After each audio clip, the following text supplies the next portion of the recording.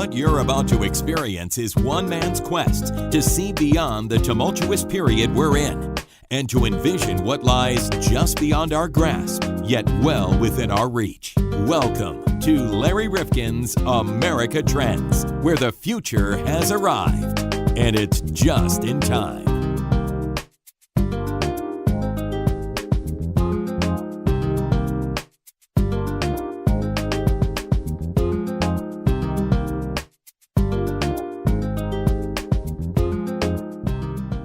Welcome back to America Trends. John Kropsic, Larry Rifkin here, and we're trying to make you feel a little bit more comfortable in the world that's almost upon us, John. That's what we're doing.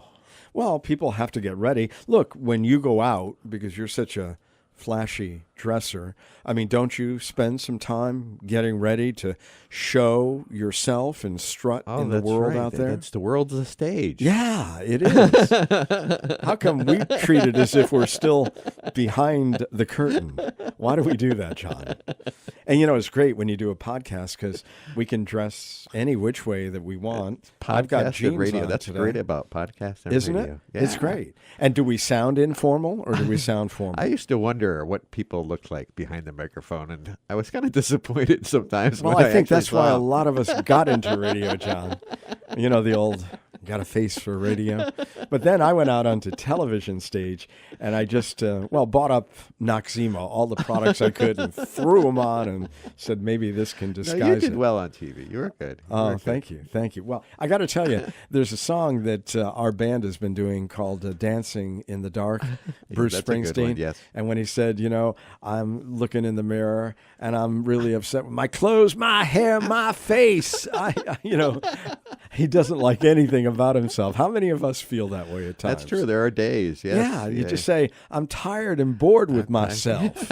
What happened? I don't know. Well, Springsteen always gives voice to things we're thinking Who's about. that old man in the mirror? Yeah, exactly.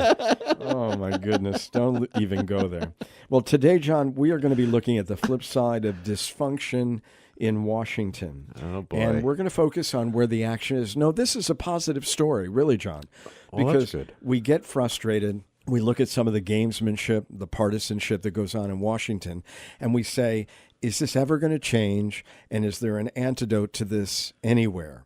And what I'm so thrilled about with this podcast is that rather than trying to make it up or pretend, we really have real life examples of the fact that on the local level, there's a lot of energy to solve a lot of problems that we have in America, despite the dysfunction in state capitals and in our nation's capital. You're absolutely right. I mean, that's where you can make the change. And I think that's where people are figuring out that the change has got to be made from the grassroots in your small towns. Well, how many times have we seen it, even in our state, where we've got this council of governments and we've got this group of municipalities, and it doesn't matter whether Democrats or Republicans control these organizations, they work together. Yep. And when you really think about it on the local level, John, why does anybody need to have a D or an R after their name? Yeah, they really shouldn't. I don't even think they should run elections that way at the local level. In fact, I even wonder at the national level if we shouldn't get rid of the D's and R's, but especially at the local level, it should make a difference. Well, it may surprise you because I think for those of us who live in the state that we live in, virtually all of the local elections are partisan. But across the country, I think the number I last saw was that about 70% of them are nonpartisan. Wow. Isn't that great? Yeah, that's incredible. So it's all about the individual. Right. They have to really prove themselves. But the other thing that's going on the local level is cities are getting together horizontally. They're getting together with hospitals, educational groups, nonprofits like the United Way and their community foundations, and they're working together. They're rolling up their sleeves, and they're saying, let's get something done, whether it be in the arts, infrastructure, whether it be in how we remake our economy or finance local projects. Let's not look to Washington or our state capital for the answers. Boy, I think that's a great idea. I wish this state would start doing stuff like that because. Well, I think there are some change. communities. I mean, Yeah. let's look. We live in Connecticut. We talk about that all the time. Well, we have to live somewhere, so we That's live true. in Connecticut. But you look at New Haven.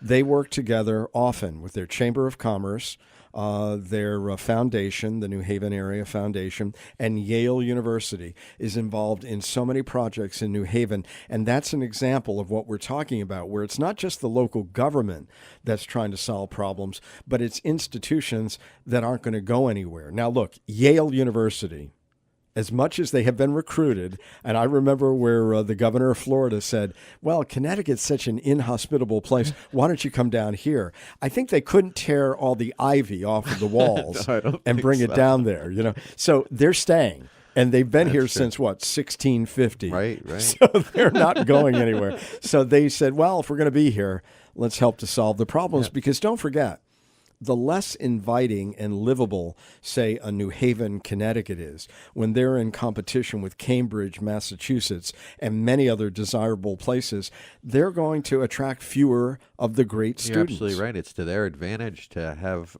a clean and good and exciting yes. environment. They have to. You're absolutely So it's right. very practical. So whether it's Pittsburgh, which remade itself from an old mill city to something that's quite new and dynamic, or Indianapolis or Chattanooga, on, the great thing about this podcast is you're going to learn about what is being called the new localism, how cities can thrive in the age of populism.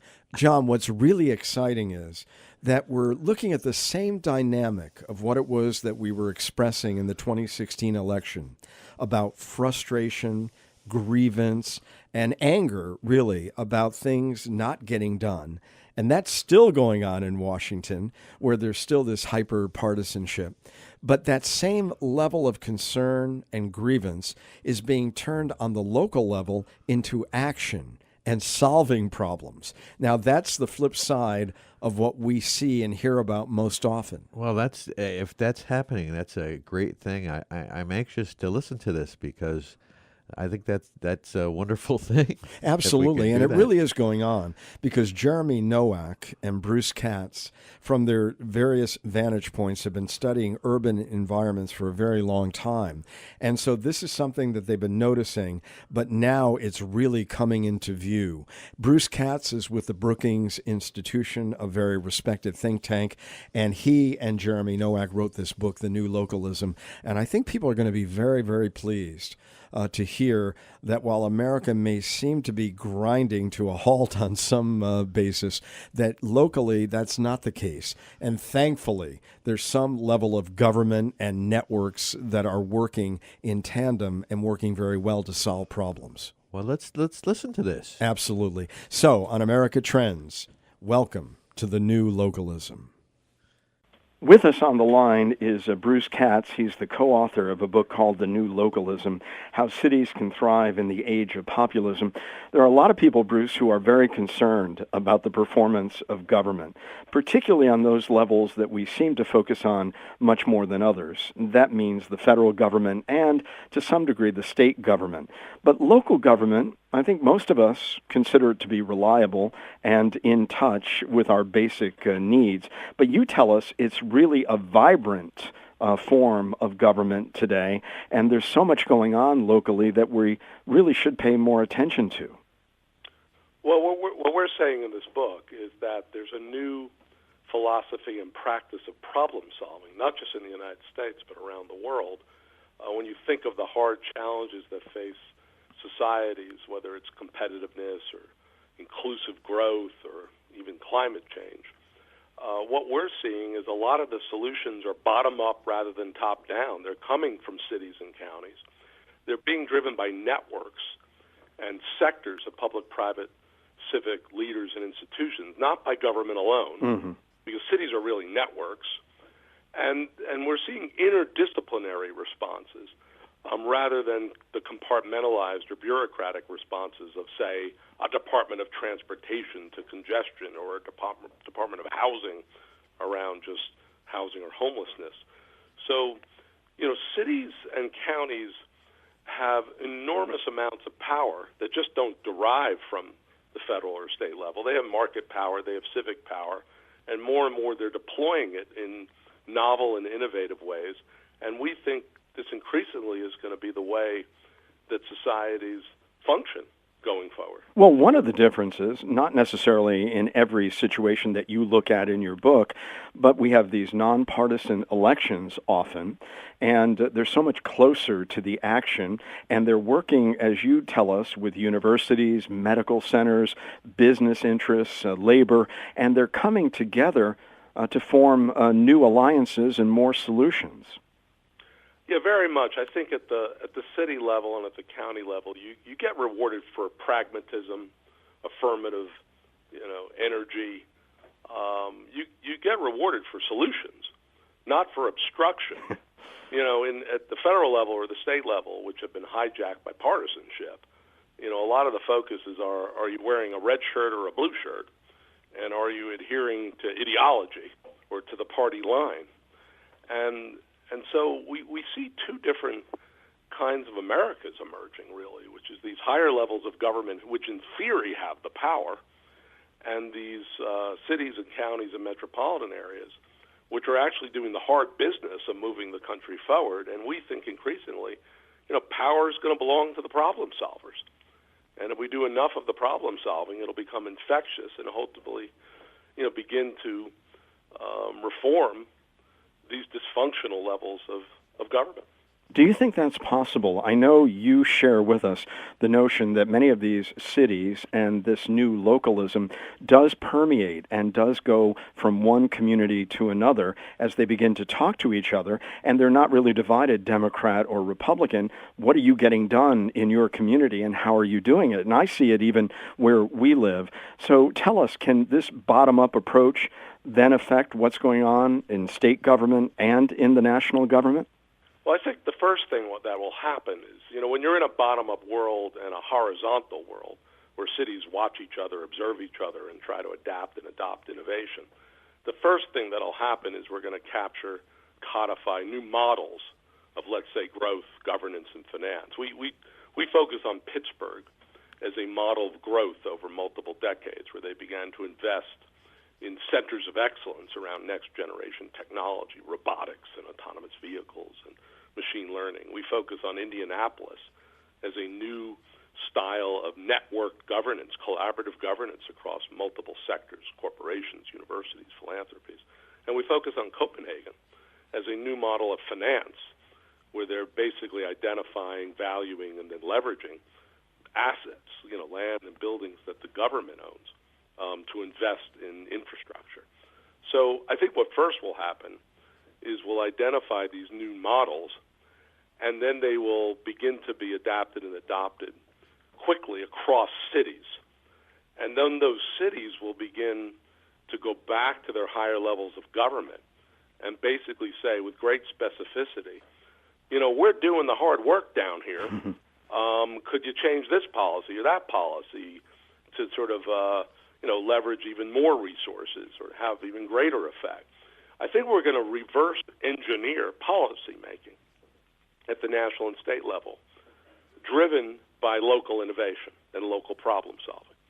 And that, in some ways, that's a true representative democracy. In theory, these higher levels of government are supposed to represent us, but they're more representative of their parties and ideologies than of the places they represent. Do you think the movement to run for something, which seems to have caught the attention of so many average Americans, and even the Republicans just over the weekend trying to mobilize, and they're trying to mobilize not only at the federal level, but suggesting even if you're going to run for dog catcher, we want to give you some ideas and some approaches to this. Do you think that that is going to propel more activity where people say, I'm going to get involved, but I want to get involved on a local level, and that excitement and enthusiasm will populate even more of the activity of the new localism? Well, I think people have choices, frankly. I mean, I think it's really heartening to know how many individuals, want to serve and have a transformative effect on the communities in which they live. But you don't necessarily need to run for public office to have that impact. You could be working at a major corporation or business association or a philanthropy or a university or environmental constituency. So I think at the local level, there are multiple ways to have impact in a networked world. And, the stories in our book basically show different stakeholders really taking leadership roles. Sometimes it was the mayor, like Greg Fisher in Louisville, who really was able to pull together a cradle-to-career initiative that's having great effect. But in Pittsburgh, it really was the philanthropic community. In Indianapolis, it was the corporate community. I think the great thing about new localism is it really opens up a much greater field for impact across multiple sectors. How much of this has to do with what you also share with us, that millennials and aging baby boomers want what cities today have to offer? So a lot of the brain movement is into these cities, and they are really excited about redoing Detroit or Chattanooga or Indianapolis, what have you. Tell us how much the demographics and economic forces are playing into this.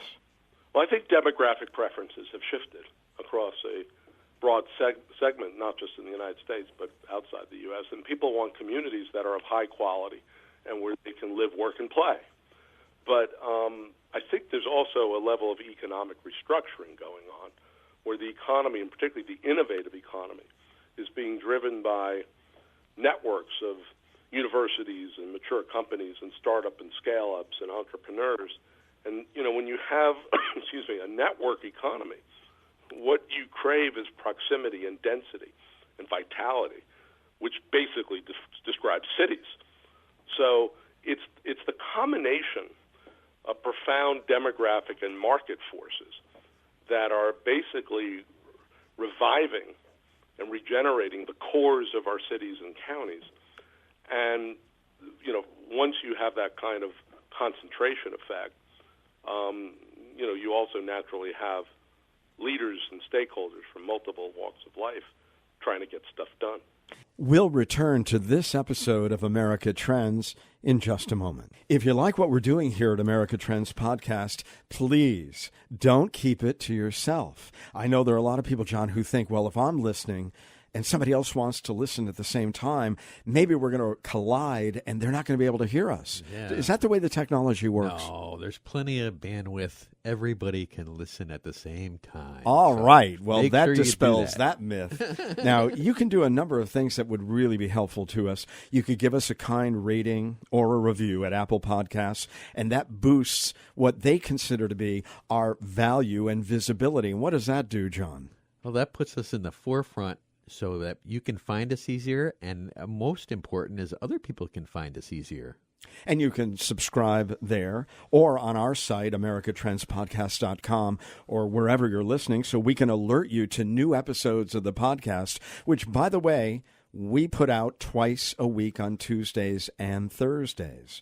And stay in touch with us on both Facebook and Twitter at Trends Podcast. Or you can like us on Facebook or follow us where, John? On Twitter. On Twitter, that's right, where the world turns to hear fake news or whatever it is. Well, you can direct message us at Trends Podcast or using hashtag Trends Podcast. And John, with our growing audience, and really it's been pretty remarkable, a lot of people just came to us the last month or two, and they might have missed earlier episodes. Can they get them again? They can look through them and pick the ones they want to listen to. They're all on the website, and a lot of them are up on iTunes, many of them. All right. Well, listen, there's lots of material to listen to. We hope you have the time, and we'll lend it to us because we try to make it worth your while. And thanks so much for listening. And tell your friends. We now return to this episode of America Trends. Explain to us, you say that the populism that defined the 2016 presidential election shares much of its origins with the new localism, and yet one deals with grievances, the other with problem solving. Put that together for us.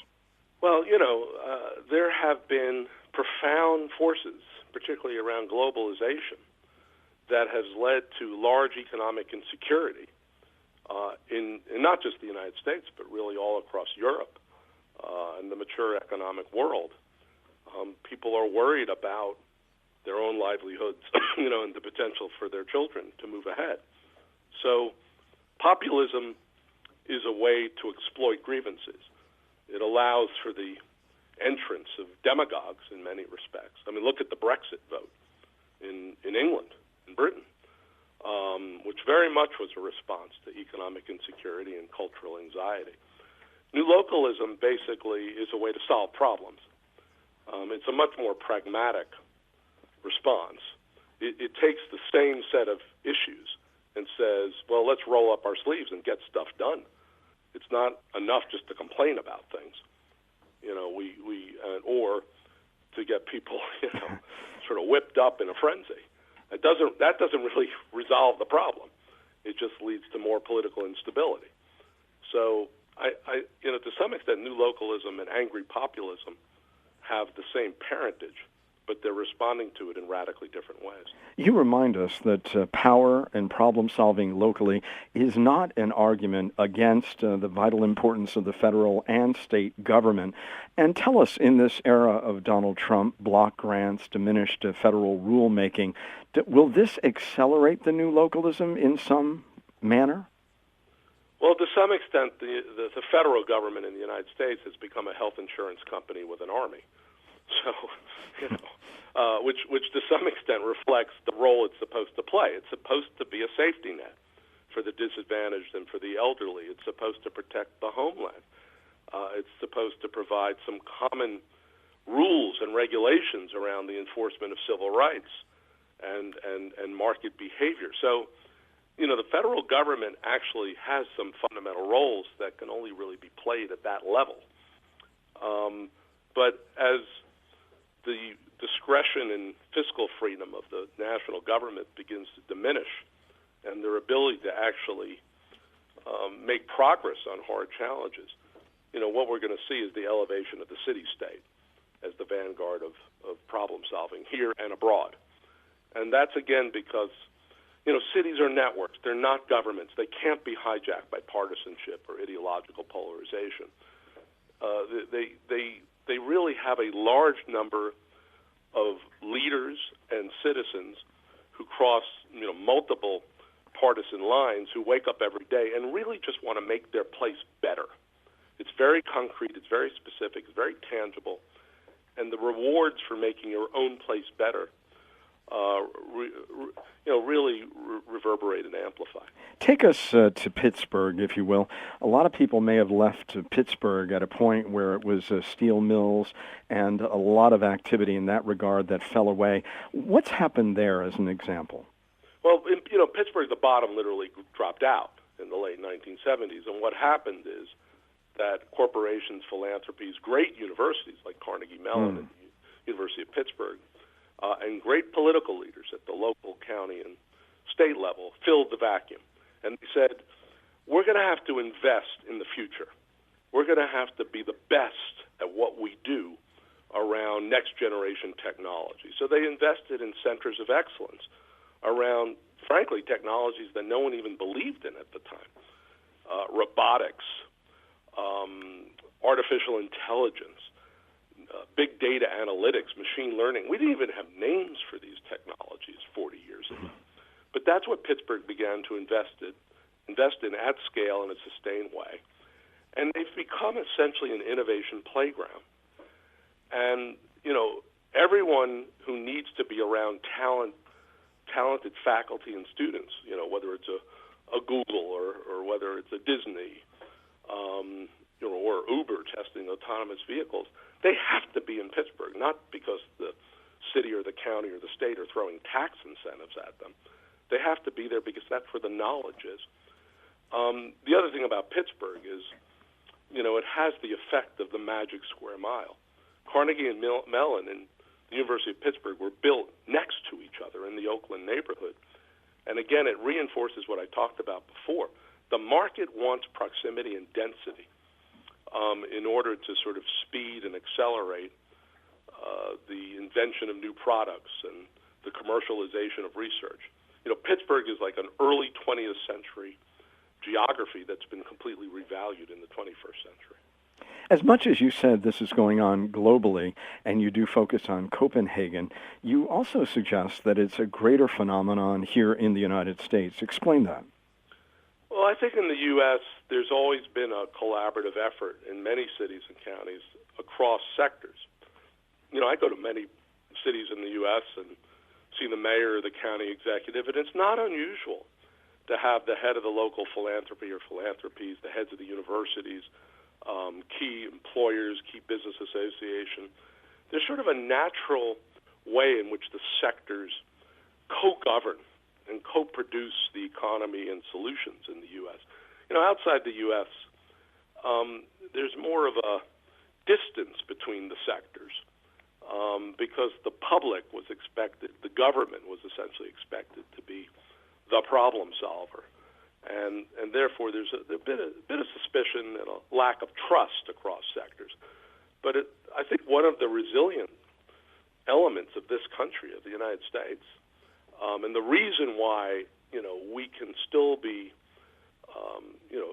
not just growing as an economy, but really inventing new ways of solving hard problems, is because we have a multiple sector and multiple discipline approach in many of our places. It's built into our DNA. And so even when Washington, like Elvis, has left the building and literally shuts down from time to time, we have these networks of institutions and leaders that are putting shoulder to the wheel and getting stuff done. Yeah, life goes That's a huge on. strength of ours. I know you talk about new localism as being much more than government, and you tell us that it can mean multiple geographical levels that we're talking about here, districts, cities, counties, metropolitan areas. But is there anything about the form of governance in a Chattanooga or Cincinnati or Kansas City or St. Louis that they hold in common, or can this happen even in places where you have partisanship in terms of D and R after the elected officials? Does it have to be on a certain level or scale, or can it be smaller cities as well? I think it can happen at many levels, and we talk about in the book of cities that have Republican mayors like Oklahoma City that are making signature investments in the rejuvenation of the core of the city, as well as cities and counties with Democratic leaders who are doing the same. I think there's more shared commitment to place at the local level, because again, you're rewarded for pragmatism and you're punished for obstruction at the local level.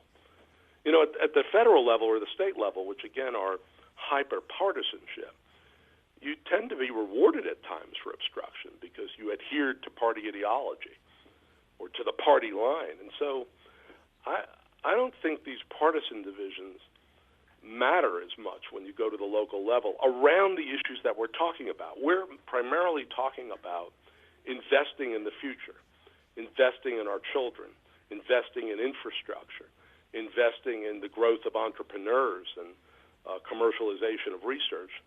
Once you go to the local level, the partisan divide on those issues tends to break down. You tell us that the new localism is propelling lots of things, including economic growth, and you explain that in terms of what's going on in Pittsburgh, new styles of governance. But the one that interested me most as to how the new localism is contributing to this is finance. Cities on the front line of the next economy. How are they demonstrating that? Well, again, we take our readers to Copenhagen because we think Northern Europe, not just Copenhagen, but cities like Hamburg and elsewhere, have invented a new kind of infrastructure finance. And the difference between the Northern European cities and American cities is the Northern European cities know what they own. American cities only tend to know what they owe because of pension fund liabilities. But when you know what you own, waterfront property, areas around the downtown, former industrial properties, you're able to value them, and ultimately you're able to leverage them for large-scale redevelopment.